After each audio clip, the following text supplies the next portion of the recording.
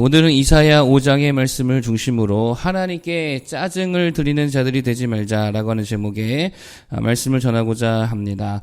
이사야 5장을 이해하는 키워드는 기쁨이라는 것입니다. 기쁨.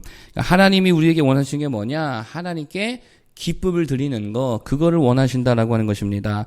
여기 보면 이제 포도원 비유가 나오잖아요. 그러니까 성경에서 포도와 또 포도주가 상징하는 거는 거의 뭐 같습니다. 기쁨을 상징한다라고 하는 것이죠. 그러니까 4절에 보면, 4절 한번 읽어볼까요? 자, 5장 4절.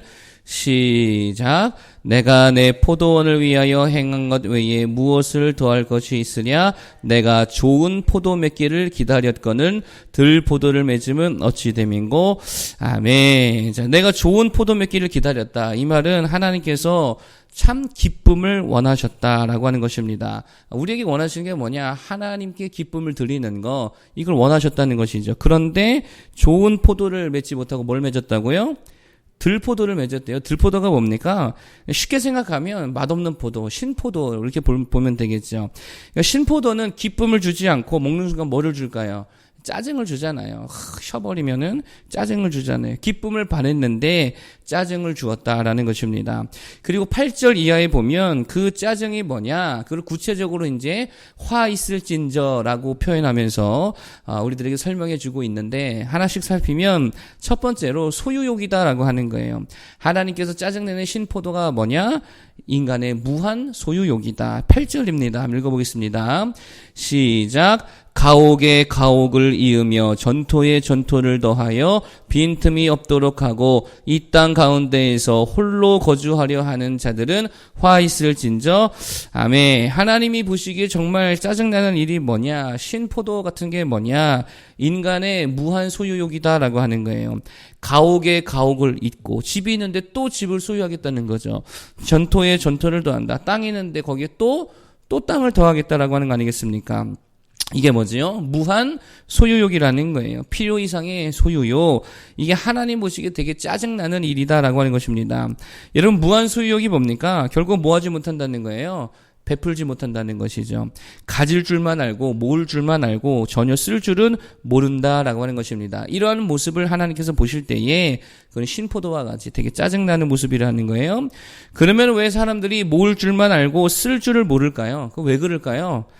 가만히 보면 은혜를 몰라서 그렇다라고 하는 거예요. 하나님께서 주신 것들 다 뭘로 주셨습니까?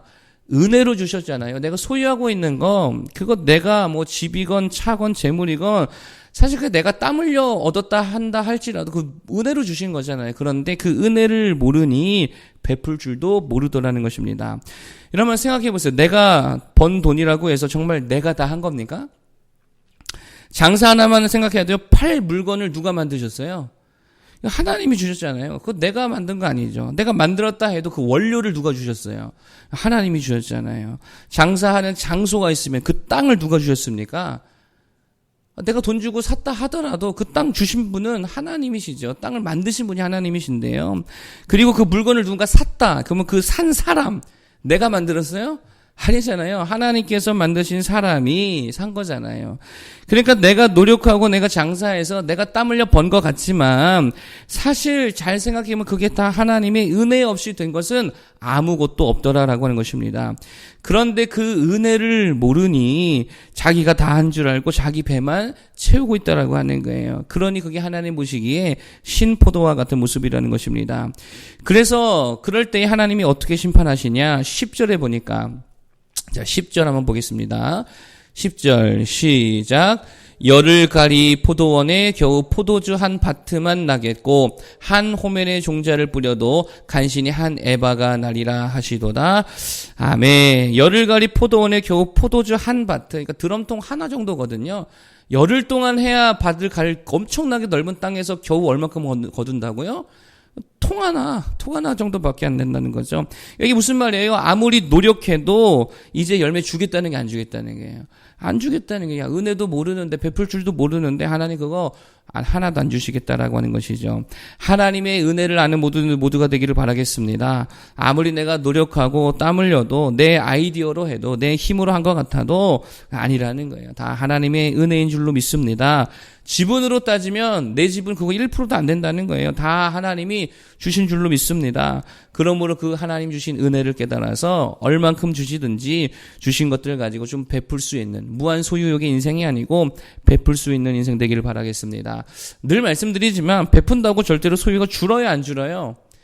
안 줄어요. 이거 해본 사람은 다 압니다. 베푼다고 절대 줄지 않습니다.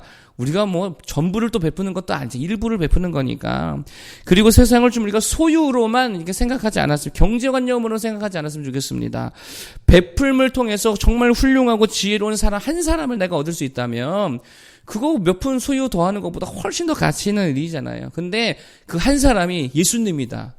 그러면 이건 뭐 남는 장사지요. 정말 베품을 통해서 사람도 얻고 하나님도 얻고 하나님께 기쁨 드릴 수 있는 우리 모두 되기를 바라겠습니다. 두 번째로 하나님을 짜증나게 하는 심포도 같은 게 뭐냐. 자, 11절 12절 읽고 이야기해 보겠습니다. 11절과 12절 시작. 아침에 일찍이 일어나 독주를 마시며 밤이 깊도록 포도주에 취하는 자들은 화 있을진저. 그들이 연회에는 수금과 비파와 소고와 피리와 포도주를 갖추었어도 여호와께서 행하신 일에 관심을 두지 아니하며 그의 손으로 하신 일을 보지 아니하는도다. 아멘. 여기서 말하는 게 뭐예요? 자기 기쁨만 챙기고 하나님의 기쁨 전혀 돌아보지 않더라는 거죠. 다시 말해 여호와께서 행하시는 일에 관심 두지 않는다는 거예요. 주의 일에 관심이 1도 없더라라고 하는 거예요. 맨날 술이나 먹고 사람들이나 만나고 수다나 떨고 자기 외모 가꿀 줄은 아는데 주의 일에는 관심이 1도 없더라는 거예요. 그러니 하나님 입장에서 보면 이게 얼마나 짜증나는 모습이냐라고 하는 것입니다. 여러분, 사람의 창조된 목적이 무엇입니까? 무슨 일을 하는 거예요? 주의 일을 하는 거죠. 하나님의 일을 하는 거죠. 이게 우리가 존재하는 존재의 목적이라는 거예요. 여러분, 종종 말했잖아요. 창세기에서 아담과 하와를 에덴에 두고 경작하게 하셨다 그랬잖아요. 경작하게 하셨다. 그러니까 경작이 뭡니까? 주의 일을 하라라고 하는 것이죠. 여러분 생각해 보세요. 하나님께서 아담이 독처하는 게 보기가 좋지 않았습니다. 그래서 누구를 주셨어요? 하와를 주셨고, 하와가 돕는 배필이었잖아요. 근데 무슨 일을 도우라는 거예요? 그쵸? 주의 일을 도우라고 돕는 배필을 주신 거죠. 뭔 일을 하겠습니까? 주의 일을 할 때 함께 도와서 함께 동역하라고 주신 것이 부부고, 그게 가정이고, 그게 교회인 줄로 믿습니다. 서로 도와 주의 일을 감당해야 될 줄로 믿습니다. 서로 예배하고, 서로 말씀 가르치고, 듣고, 전도하고, 그게 우리의 존재의 목적이다라고 하는 거예요. 그리고 그게 우리의 소명인 줄로 믿습니다. 여러분 정말입니다. 주의 일을 하는 자들 되기를 바라겠습니다. 그래서 디도서 말씀에 뭐라고 말하냐? 저는 이 말씀 되게 좋아하는데 이렇게 말합니다. 그가 우리를 대신하여 자신을 주심은 모든 불법에서 우리를 속량하시고 우리를 깨끗하게 하사 선한 일을 열심히 하는 자기 백성이 되게 하려 하심이다. 그러니까 우리를 구원하신 목적이 뭐냐? 선한 일 많이 하게 하려고 우리를 구원해 주셨다. 생명 주셨다라고 하는 거예요. 여러분, 그러니까 우리의 아이덴티티가 이게 분명해야 되는데 우리는 누구라고요? 주의 일꾼이라는 거예요. 주의 일을 하는 일꾼이다. 이게 명확해야 될 줄로 믿습니다. 주의 일을 해야 된다는 거예요. 그러면 주의 일이 뭡니까? 주의 일이 뭐예요? 막연하게 주의 일, 막연하니까 좀 더 구체적으로 말한다면 주의 일은 다른 거 아닙니다. 지상에서 주의 몸된 교회를 세우는 거예요. 그게 주의 일이죠. 마태복음에 보면 먼저 주의 나라와 그 의를 구하라 그랬잖아요. 주의 나라와 그 의를 구하는 게 뭐예요? 이렇게 하면 그냥 막연하잖아요. 지상에서 하나님의 나라가 뭡니까? 교회잖아요. 교회 세우는 거지요. 여러분, 사도행전에 보면 주의 성령께서 하는 일은 분명했습니다. 가는 곳마다 뭐 했어요? 교회 세우셨어요. 이게 성령이 하시는 거예요. 그럼 마귀가 하는 일은 뭐예요? 따라다니면서 교회 못 세우게 하고 교회 무너뜨리게 하는 거, 이게 마귀가 하는 거예요. 고린도 전서에 보면 마귀가 역사하지요. 고린도 교회에 뭘로 교회를 무너뜨립니까? 막 팝을 만들어서 너는 개밥하다, 나는 아볼로파다 해서 교회 무너뜨리잖아요. 또 음란하게 해가지고 교회 무너뜨리고, 다투게 해가지고 또 이단들 통해서 교회를 어떻게 해요? 그거 교회 세우는 모습이 아니잖아요. 교회 다 무너뜨리는 모습이지. 이게 마귀 역사라는 거예요. 그러니까 영적 전쟁은 다른 거 아닙니다. 교회를 세우고 있냐, 교회를 무너뜨리고 있냐, 이거 보면 거의 정확하다라고 하는 거예요. 아무리 능력도 있고 은사도 있고 그렇다 해도, 기도도 엄청 많이 하고 뭐 방언다고 예언다고 다 한다고 해도, 그런데 가만히 보면 그 사람이 자꾸 교회를 분열시키고 무너뜨린다. 그러면 이게 성령의 역사예요, 마귀 역사예요? 마귀 역사예요. 아무리 은사가 많아도 그건 마귀에서 열매가 없기 때문에 볼 것도 없습니다. 근데 주님의 자신의 몸을 생각해보세요. 주님이 성령께서 자신의 몸된 교회를 스스로 무너뜨릴 리가 없잖아요. 이거 마귀 역사지. 그런데 정말 능력도 없고 실력도 없고 뭣도 없는데 이상하게 그 사람만 있으면 예배가 세워지고 전도를 하게 되고 기도가 일어나고 선교가 일이 된다. 주의 일이 된다. 그러면 이게 마귀 역사예요? 하나님 역사예요?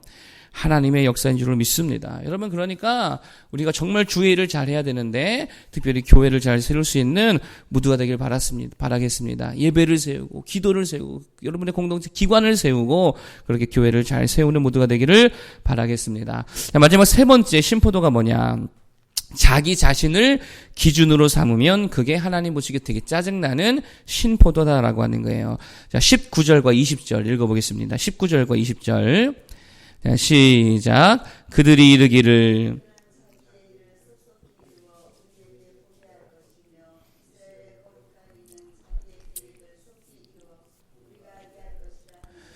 악을 선하다 하며 선을 악하다 하며 흑암으로 광명을 삼으며 광명으로 흑암을 삼으며 쓴 것으로 단 것을 삼으며 단 것으로 쓴 것을 삼는 자들은 화이트를 진저.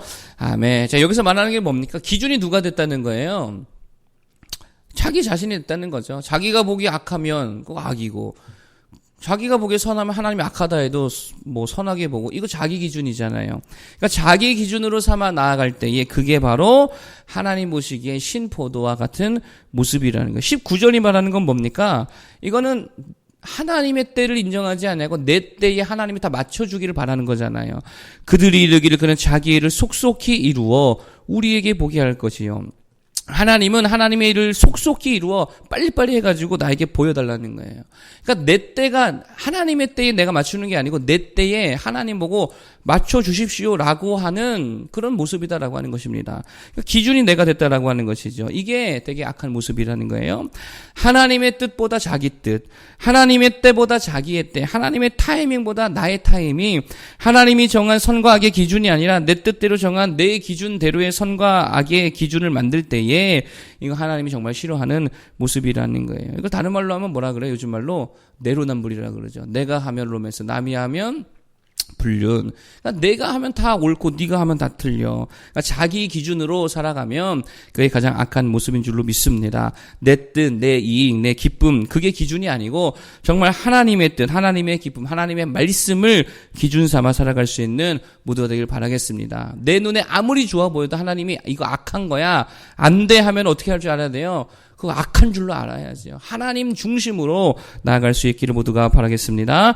오늘 세 가지 신포도가 뭐냐 말씀드렸네요. 첫 번째, 무한 소유욕이다. 좀 베풀자 그랬죠?